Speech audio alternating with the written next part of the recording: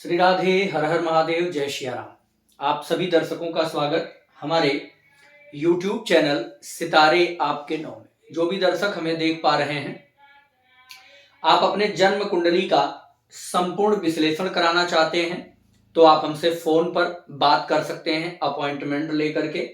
साथ ही साथ किसी की कुंडली का मिलान कराना चाहते हैं, कोई बीमार है उसके बीमारी में कब आराम मिलेगा ये जानना चाहते हैं, या लव रिलेशनशिप में समस्या आ रही है उसको समझना चाहते हैं, या करियर से संबंधित, रोजगार से संबंधित किसी प्रकार की समस्या आ रही है तो आप अपने जन्म कुंडली के अनुसार उपाय कर सकते हैं और खुद के माध्यम से भी कर सकते हैं, करवा भी सकते हैं। आइए आज हम लोग जन्म पत्रिका का एक बेहद इंपॉर्टेंट टॉपिक लेकर के उपस्थित हैं कि अगर आपकी लग्न और आपके संतान की लग्न एक हो जाए तो इसका क्या महत्व होता है।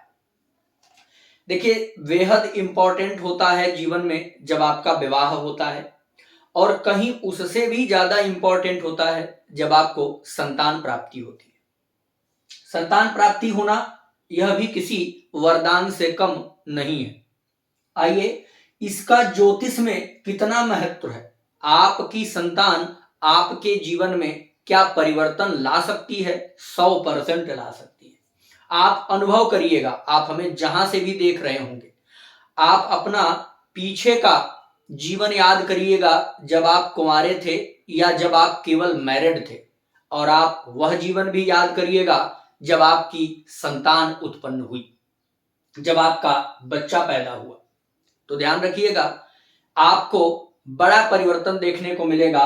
बच्चा के बाद आपके जीवन में काफी प्रोग्रेस देखने को मिले होंगे, या पहले से विपरीत स्थिति भी देखने को मिल सकती है। संतान आपकी जन्म कुंडली का कौन सा भाव लेकर के उत्पन्न हो रहा है। मेरे प्रिय दर्शकों, आपको जैसा कि पता होगा, यह प्रथम भाव, यही हमारा लग्न है। लग्न आपकी जन्म कुंडली का जो है, अगर यही लग्न आपके संतान की भी बन जाए, अर्थात आपकी लग्न यदि कर्क है तो आपके पुत्र की भी लग्न यदि कर्क हो जाए तो इसका क्या तात्पर्य है, इससे क्या समझना चाहिए। तो ध्यान दीजिएगा, अगर आप कर्क लग्न के हैं और आपकी संतान भी कर्क लग्न की हो तो ऐसी स्थिति में यह समझना चाहिए कि वह बच्चा आपका स्वरूप ही आया है। अर्थात जीवन में आपने जो कुछ भी सीखा, जो कुछ भी अनुभव लिया, जो कुछ भी नॉलेज लिया, वह संतान आपका ही हम स्वरूप पैदा हुआ है। आपके विस्तृत स्वरूपों का संक्षिप्त रूप है वह। अगर आपने 10 तक गिनती जीवन काल में सीखी तो अब वह 11 से शुरू करेगा। अर्थात आपने जीवन में जो भी अनुभव लिए वह सभी का संक्षिप्त रूप आपका ही हम स्वरूप आ गया है। अगर लग्न एक हो जाए तो आप देखेंगे उस बच्चे में और आपके अंदर काफी समानता, व्यक्तित्व, विचार मिलेंगे। दूसरा तथ्य यह है कि इस 12 भाव में से कोई जरूरी नहीं कि बच्चा लग्न लेकर के ही पैदा हो, वह किसी और भाव को भी लेकर के जन्म ले सकता है।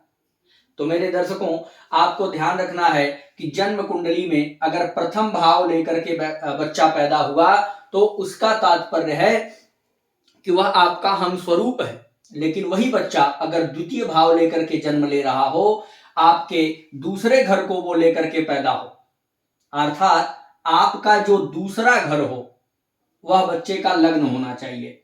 मान लीजिए यहां पर 5 नंबर, अब आपके 5 नंबर यानी दूसरे भाव को बच्चा लिया है, तो ऐसी स्थिति में इस बच्चे के आने के बाद आपका धन बढ़ेगा,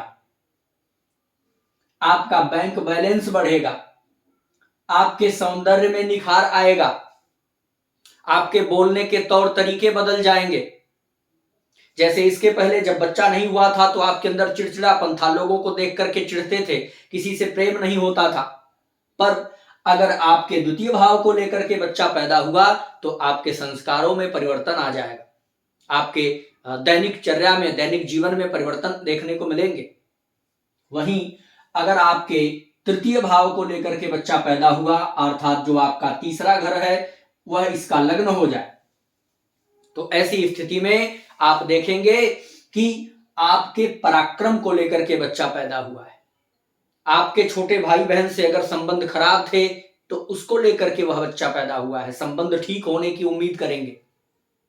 साथ ही साथ आपके पराक्रम यानी आपके बल को लेकर के पैदा हुआ, ऊर्जावान बनाएगा। किसी ने आपके संपत्ति पर, किसी ने आपके व्यवस्था पर आक्रमण कर रखा था तो उसको आप कब्जा कर पाएंगे, उसको आप ले पाएंगे। क्यों? क्योंकि आपका बाहुबल आपके साथ आ चुका है। अगर आपके चतुर्थ भाव को लेकर के बच्चा पैदा हो, यानी आपके जन्म कुंडली का जो चतुर्थ भाव है वही उसका लग्न बन जाए, तो ऐसी स्थिति में उस बच्चा के जन्म लेने के बाद जमीन, गाड़ी, मकान का सुख मिलेगा, माता के स्वास्थ्य में सुधार होगा, वह बच्चा अपने दादी के लिए भाग्यशाली होगा, अपने माँ के लिए, पिता के लिए सबको सुख प्रदान करने वाला होगा, जमीन, गाड़ी, मकान का सुख देगा, सुख सुविधा, हर प्रकार की लग्जरियस लाइफ देने में मदद करेगा। अगर वह बच्चा पंचम भाव लेकर के पैदा हो जाए तो जैसे ही बच्चे का जन्म होगा आपको कुछ नई तकनीकी प्राप्त हो जाएगी, आपका विकास होगा, विचारधारा में कुछ नई सोच आएगी। चाहे आप बिजनेस करते हो, नौकरी करते हो, लेकिन आपकी थिंकिंग कुछ इस प्रकार की कर देगा जिससे आपका विकास संभव होगा। वहीं अगर आपकी शिक्षा बाधित है, शिक्षा रुकी हुई थी, तो नई शिक्षा प्राप्त होने के योग बन जाएंगे। वहीं शेयर मार्केट के लिए भी पांचवा घर जाना जाता है, तो ऐसी स्थिति में अगर पांचवें घर को लेकर के बच्चा जन्म लेता है तो शेयर मार्केट या अचानक धन लाभ का योग भी बन सकता है। वहीं अगर छठे भाव को लेकर के बच्चा पैदा हो जाए तो यहां पर थोड़ा नकारात्मक विचार आपको सुनने को मिल सकता है कि इस बच्चे के बाद आपके रोग बढ़ सकते हैं, कर्जा हो सकता है, शत्रु बढ़ सकते हैं। ये तो निगेटिव पॉइंट्स हो गए। हर एक तथ्य को केवल निगेटिव भाव से देखना उचित नहीं, इसलिए मैं यहां पर देखता हूं कि अगर छठे भाव को लेकर के बच्चा पैदा होता है तो ऐसी स्थिति में बच्चा हो सकता है आपका प्रोटेक्शन लेकर के पैदा हो, आपकी सुरक्षा लेकर के पैदा हुआ। जैसे माता पिता के साथ कुछ ऐसे थे, आस पड़ोस के लोग थे या घर परिवार के लोग थे जो शोषण कर रहे थे, जैसे ही छठे भाव को लेकर के बच्चा जन्म लिया तो अब विचारधाराएं बदलने लगी, बच्चा धीरे धीरे बड़ा हुआ, इन लोगों से ब्रेक लगा दिया, इन लोगों के रिश्ते तोड़ दिया। माता पिता के नजर में तो आया कि बच्चा जब से पैदा हुआ हमारे रिश्ते टूट रहे हैं, जबकि वह सुरक्षा के दृष्टिकोण से जन्म लिया।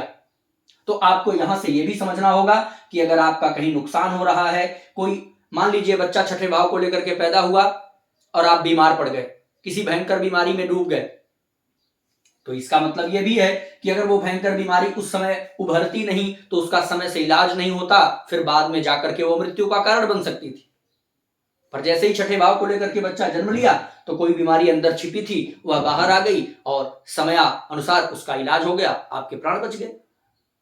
यह भी संभव है। आइए, अगर बच्चा सातवां भाव लेकर के पैदा हुआ तो माता पिता के बीच अगर कोई विवाद चल रहा था, वैवाहिक जीवन में आपकी तकलीफ थी, तो वो सुधार होगा। वहीं कोई बिजनेस रोजगार आपका चल नहीं रहा था, इस बच्चे के जन्म के बाद व्यापार आपका तेजी से दौड़ेगा। साथ ही साथ अगर पेट के निचले हिस्से में या गुप्तांग में कोई समस्या थी, पेशाब में दिक्कत थी, तो इस बच्चे के बाद ये सारी समस्याएं भी आपकी दूर हो सकती हैं। स्वास्थ्य के लिए, रोजगार के लिए, वैवाहिक जीवन के लिए सातवां भाव लेकर के बच्चा आया है तो लाभ देगा। वहीं अष्टम भाव अगर लेकर के बच्चा पैदा हो तो लोग कहेंगे मृत्यु का कारण बन सकता है, इसके बाद आपका नुकसान होगा, लॉस होगा, यह बुरा भाव है। जबकि मैं कहता हूं कि अगर अष्टम भाव लेकर के बच्चा पैदा हो तो सीधा सीधा मान लो उम्र लंबी होगी, आपके उम्र को बढ़ाने वाला है, दीर्घायु करने वाला है।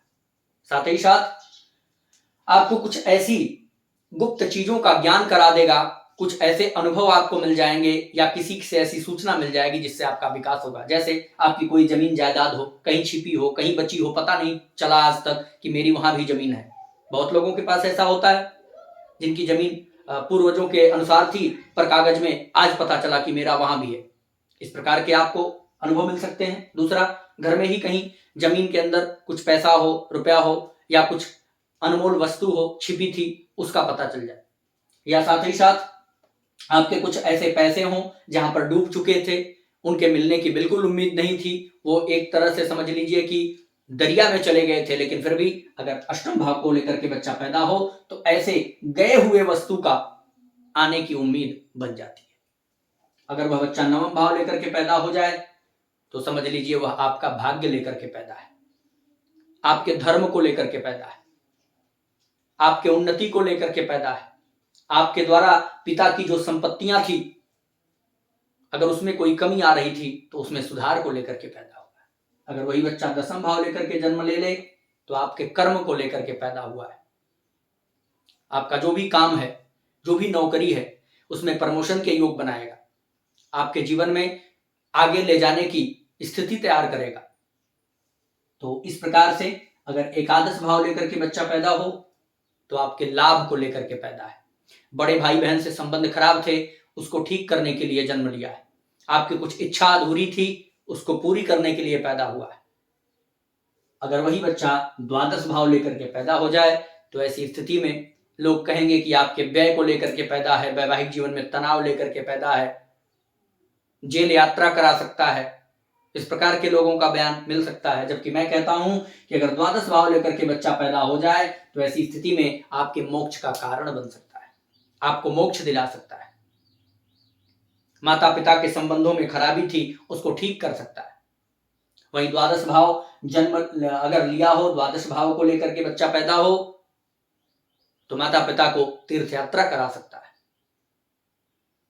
धार्मिक स्थलों पर भ्रमण कराएगा, विदेश की यात्रा करा सकता है।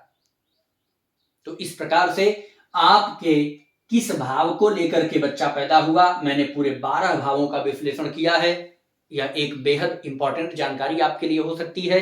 यह सूचना, यह जानकारी आपको कैसी लगी जरूर बताइएगा। साथ ही साथ आप हमसे अपनी जन्म कुंडली दिखाना चाहते हैं या हमारे द्वारा कुंडली बनवा करके कोरियर से प्राप्त करना चाहते हैं या अपनी डेट ऑफ बर्थ को इस बोर्ड के माध्यम से, पूरे वीडियो के माध्यम से अपनी जन्म कुंडली पूरी तैयार करवाना चाहते हैं तो आप हमसे इसी नंबर पर संपर्क कर सकते हैं। जय श्री राम।